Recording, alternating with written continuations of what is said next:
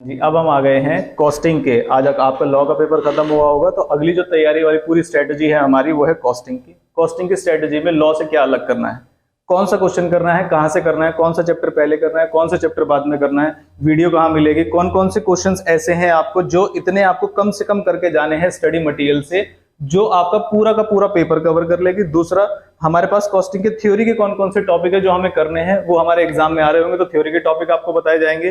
तीसरी चीज, अभी जस्ट लॉ का पेपर हुआ है आपका, और उस लॉ के पेपर से पहले हमने एक एनालिसिस डिस्कस किया था कि पेपर का पैटर्न इस तरीके से आता है। तो आज का जो पेपर आया वो मेरे हाथ में है, तो इस पेपर में फटाफट से हम डिस्कस नहीं करेंगे किस क्वेश्चन का क्या आंसर होगा, लेकिन ये जरूर दिखाऊंगा कि अगर आप एनालिसिस फॉलो करते हैं जो कि बताया था मैंने लास्ट क्लास में, तो वो analysis as it is repeat होता है। जैसे कि इसमें मैं कुछ मतलब 5 मिनट बता देता हूं आपको, फिर कॉस्टिंग की बात करेंगे। जैसे पहले सभी के 2 क्वेश्चन कंपनी लॉ के आएंगे, ये हमने पिछली क्लास में डिस्कस किया था कि फर्स्ट जो 2 क्वेश्चन होंगे वो कंपनी लॉ से होंगे। पहले क्वेश्चन का जो सी पार्ट होगा वो कॉन्ट्रैक्ट एक्ट से होगा, डी पार्ट नेगोशिएबल से। सेकंड क्वेश्चन का भी सी पार्ट कॉन्ट्रैक्ट एक्ट से और डी पार्ट नेगोशिएबल। अब मैं फटाफट से दिखाता हूं आपको। देखो ये क्वेश्चन नंबर फर्स्ट है, और इस क्वेश्चन नंबर फर्स्ट का सबसे पहले देखते हैं फर्स्ट पार्ट कौन से एक्ट से आया है। तो ये रहा आपके पास फर्स्ट पार्ट, कौन से एक्ट से आया है, कंपनीज एक्ट से। फर्स्ट हमने बोला था वहां पर, फिर आगे सेकंड पार्ट बी पार्ट, ये भी कौन से एक्ट से आएगा, ये भी आएगा कंपनीज एक्ट से। आप आंख बंद करके पेपर का एनालिसिस कर सकते हैं। सी पार्ट पता है मुझे कॉन्ट्रैक्ट से आएगा, तो ये रहा सी पार्ट, ये रहा कॉन्ट्रैक्ट एक्ट 1872। फिर आगे डी पार्ट पे ये कहां से आएगा, नेगोशिएबल से, तो ये रहा नेगोशिएबल एक्ट 1881। यही हमारे एनालिसिस में लिखा हुआ और इसी तरीके से पेपर आया। एक क्वेश्चन और दिखा देता हूं, ये रहा कंपनीज एक्ट पहला वाला, फिर दूसरा भी किसका होगा, कंपनीज एक्ट का, फिर तीसरा किसका होगा, कॉन्ट्रैक्ट एक्ट का, फिर नेगोशिएबल इंस्ट्रूमेंट। तो इस तरीके से आता है, ये रहा कॉन्ट्रैक्ट और ये रहा नेगोशिएबल। लास्ट में हमने बात की थी इंटरप्रिटेशन वगैरह आएगा, तो इंटरप्रिटेशन के जो इंपॉर्टेंट पॉइंट्स बताए थे आपको वही आए, जैसे ग्रामेटिकल लॉजिकल इंटरप्रिटेशन क्या होता है, ये हमारे नोट्स में था अगर आपने पढ़ा होगा तो। अब आते हैं वापस कॉस्ट पे। ये मैंने एनालिसिस आपको इसलिए दिखाया कि जो भी स्ट्रेटजी आज मैं आपसे यहाँ डिस्कस करने वाला हूँ वो जैसे ही कॉस्टिंग का पेपर खत्म हो जाएगा मैं वापस से यहीं पे खड़ा होकर आपको बताऊंगा कि इस स्ट्रेटजी जो हमने बनाई और ये जो क्वेश्चन हमने डिस्कस किए इनमें से कौन कौन से क्वेश्चन पेपर में आए हैं। सिर्फ यहाँ पर लिख के नहीं बता दिया जाएगा कि आप ऐसा कर लेना, ऐसा कुछ नहीं है। वीडियो सॉल्यूशन हर एक क्वेश्चन के आपको प्रोवाइड होंगे, जिसके प्रोवाइड नहीं होंगे आपको नंबर पहले से पता है, प्रीवियस वीडियोस में मैंने दिया हुआ है, वहां पर भी मांग सकते हैं। डिस्क्रिप्शन बॉक्स में सारे वीडियोस के सॉल्यूशन मिल जाएंगे, और कल एक इंपॉर्टेंट वीडियो अपलोड होगी जिसके अंदर सारे सॉल्यूशन जो नए आए हैं स्टडी मटेरियल में, पुराने वाले स्टडी मटेरियल से नए वाले स्टडी मटेरियल में जो है वो सारे अपलोड होंगे। तो अब आ जाए हैं काम की चीज पे। सबसे पहले तो अपने पूरे सिलेबस को आप डिवाइड कर लीजिए। मतलब लास्ट टाइम हमने एक स्ट्रेटजी फॉलो की थी, ये मई 2022 की स्ट्रेटजी है और उसी के अकॉर्डिंग पेपर आया था। इस बार पहले वाली स्ट्रेटजी से ज्यादा क्या कर रहे हैं, मैं आपको एक क्वेश्चन बता रहा हूं कि बस इतने क्वेश्चन कर जाइए आप इस चैप्टर से और आपका पूरा पूरा सिलेबस कवर होगा। कहीं से भी क्लास ली है आपने, अब उनकी बुक छोड़ देना बस, और अब पकड़ लेना आईसीआई का स्टडी मटेरियल। ये जो क्वेश्चन नंबर यहाँ पर लिखे हुए हैं आईसीआई के स्टडी मटेरियल से लिखे हुए हैं, कौन से टॉपिक को कवर करने के लिए कौन सी इलस्ट्रेशन और कौन सा प्रैक्टिकल इनफ रहेगा आपके लिए, बस उतना ही लिखा गया है।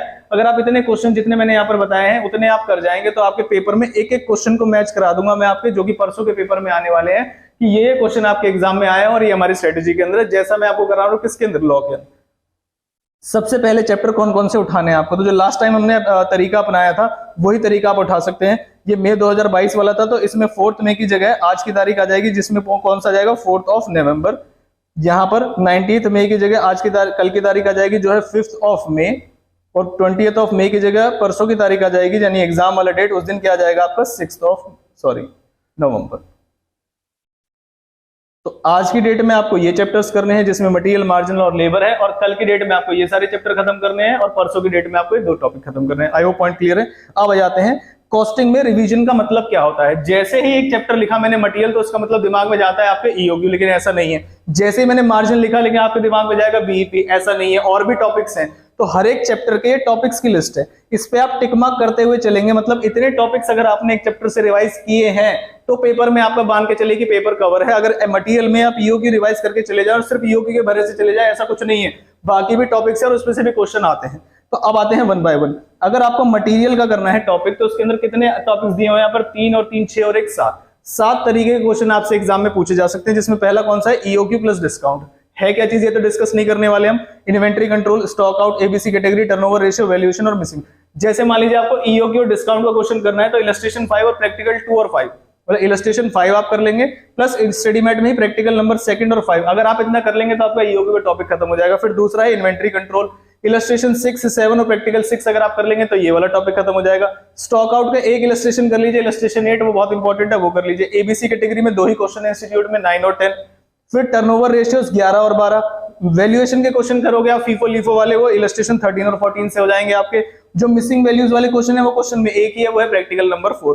अगर आपको मटेरियल चैप्टर रिवाइज करना है तो आपको इतने टॉपिक गो थ्रू करने पड़ेंगे, तब जाके मानिएगा कि आपका मटेरियल जो है रिवाइज हुआ है, और कम से कम एक क्वेश्चन आप अपने हाथ से सॉल्व करेंगे तब जाके आपके एग्जाम में रिवाइज होगा।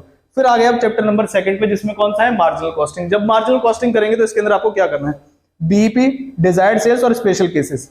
तो मार्जिनल कॉस्टिंग में सिर्फ बीईपी नहीं होता, बीईपी आता है, देखो जो भी मैंने फर्स्ट प्रेफरेंस पे रखा है वो तो फर्स्ट प्रायोरिटी पे रहेगा ही। जैसे मटेरियल के अंदर ईओक्यू को सबसे इंपॉर्टेंट माना जाता है, तो मैंने भी सबसे ऊपर रखा है, उसको करना भी है आपको, लेकिन इसका मतलब ये नहीं है कि जो बाकी वाले हैं वो इंपॉर्टेंट नहीं है, ये चीज ध्यान रखें। बीईपी भी मैंने सबसे ऊपर रखा है, उसे सबसे इंपॉर्टेंट माना जाता है, लेकिन बाकी भी इंपॉर्टेंट है। तो जब बीईपी की बारी आएगी तो आपको कोई सिलेक्शन नहीं करना है, सारे इलस्ट्रेशन सारे प्रैक्टिकल करने हैं, क्योंकि इतना इंपॉर्टेंट है। कौन से रिलेटेड, सिर्फ बीईपी। स्पेशल केसेस के लिए आप बस प्रैक्टिकल 18, 14, 15, 8, 14, 15, 16, 19 और 20, बस ये वाले प्रैक्टिकल्स अगर आप कर जाएंगे तो आपका काम हो जाएगा। इनमें से कोई भी क्वेश्चन इलस्ट्रेशन प्रैक्टिकल जिसका आपको सॉल्यूशन नहीं आ रहा, आप मुझे बता सकते हो, उसका सॉल्यूशन आपको मिल जाएगा। मेजॉरिटी पार्ट का जो यहाँ पर लिखा हुआ है आप डिस्क्रिप्शन बॉक्स में चेक करेंगे, लिंक लिखा होगा चैप्टर के नाम के साथ, सीधा खुलेगा, वहां पर कोई दिक्कत नहीं आएगी। उसके बाद फिर आ गए हम लेबर पे।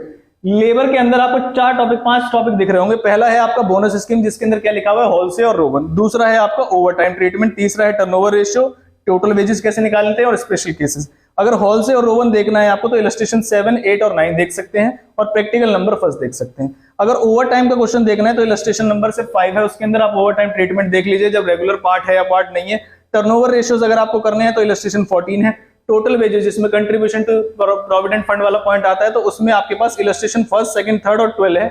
लेबर का मतलब सिर्फ हॉल से और रोवन नहीं होता, हॉल से रोवन इंपॉर्टेंट है, ऊपर लिखा हुआ है, लेकिन सिर्फ हॉल से रोवन है ऐसा कुछ नहीं है। तो जब आपका एग्जाम आ रहा होगा मैं आपको टॉपिक मार्क करके दिखाऊंगा कि ये आपके चैप्टर के अंदर टॉपिक और ऐसी इलस्ट्रेशन है, और आपके पेपर में यहीं से आया है, तो इस चीज का पूरा ध्यान रखेंगे। स्पेशल केसेस के लिए आपको इसके अंदर इलस्ट्रेशन 5 और प्रैक्टिकल नंबर 2 कर लेंगे तो वो इनफ होगा।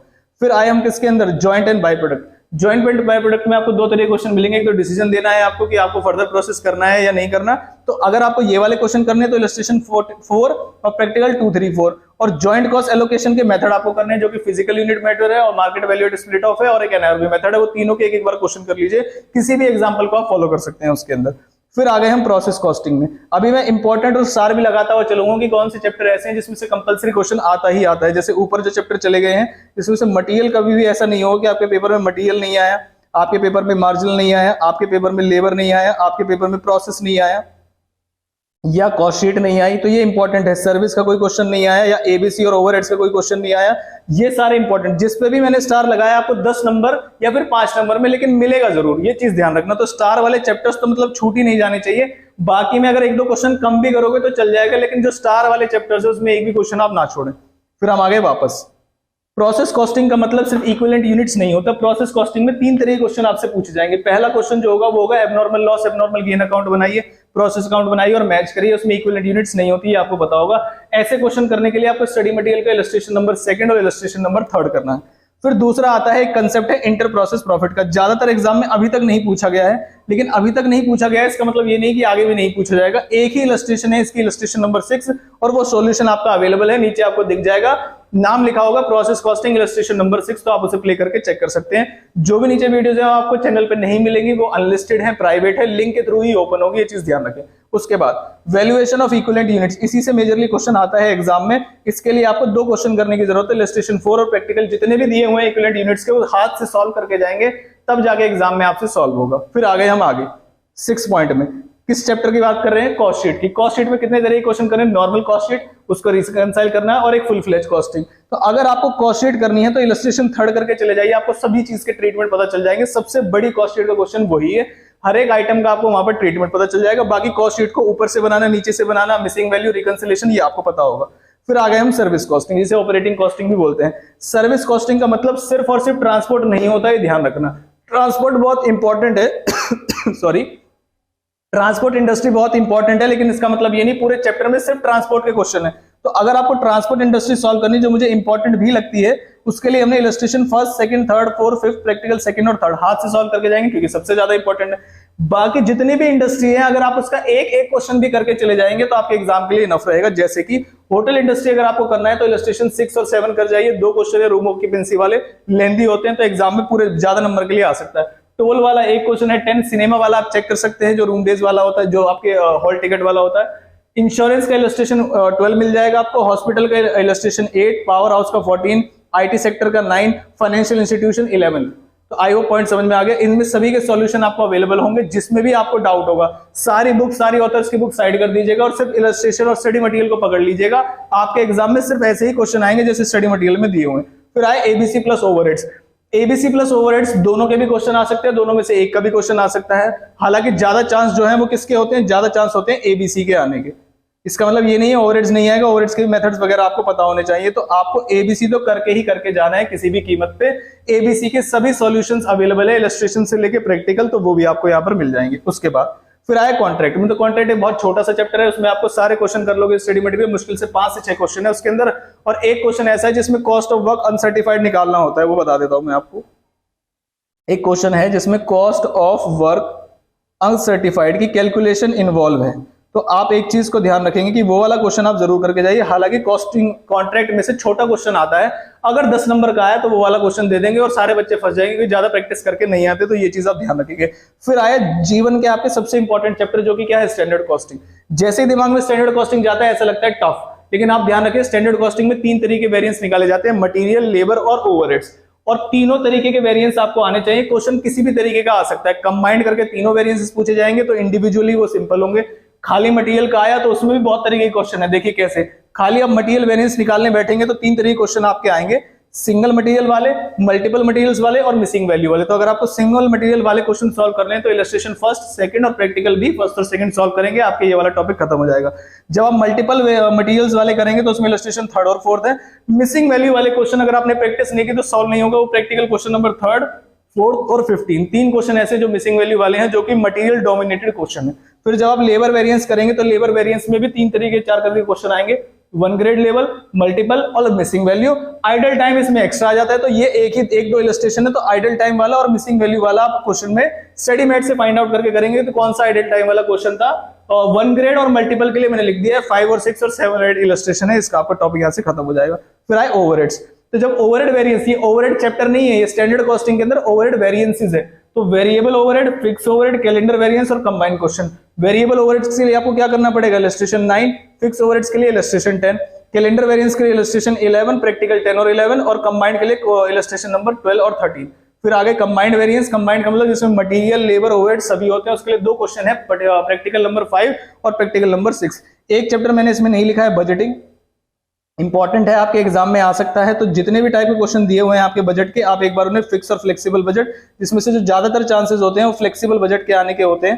तो फ्लेक्सिबल बजट के 2 से 3 क्वेश्चन आप कोई भी क्वेश्चन रैंडमली उठा के प्रैक्टिस कर सकते हैं। इतने में आपके एग्जाम के पेपर, जितने मैंने क्वेश्चन यहाँ पर लिखे हुए हैं, अगर आप इतने रिवाइज कर लेते हैं तो इस बात की गारंटी है कि आपको मिलने वाले एग्जाम के जो क्वेश्चन होंगे वो इसी पैटर्न पे होंगे, जो कि हम परसों के दिन जब आपका पेपर खत्म हो जाएगा मैं यहीं पे आपको मैच करा रहा हूँ। देखिए इस टॉपिक से इस इलस्ट्रेशन की तरह ये वाला क्वेश्चन था।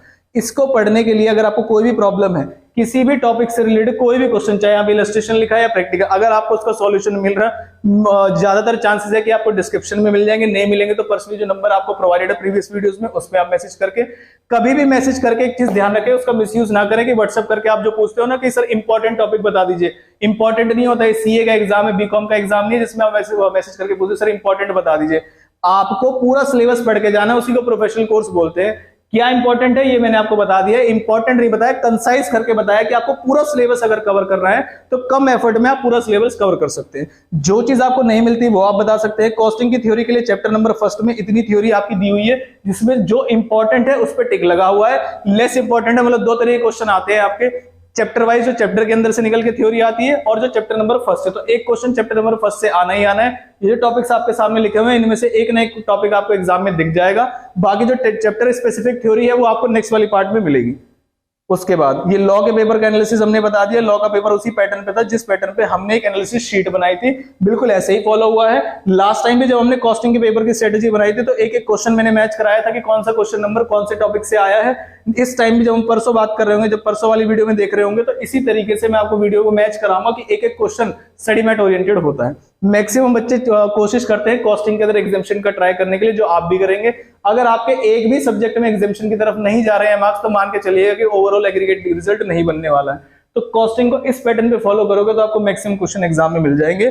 जिस भी समस्या है आपको, चाहे आप कमेंट बॉक्स में लिखिए, मैसेज में लिखिए, वो चीजें आपको पता है तो आपको रेगुलरली मिल जाएंगी। मैसेज करने के बाद कॉल ना करें, 1 घंटे का वेट करें, तब आपको रिप्लाई मिलेगा।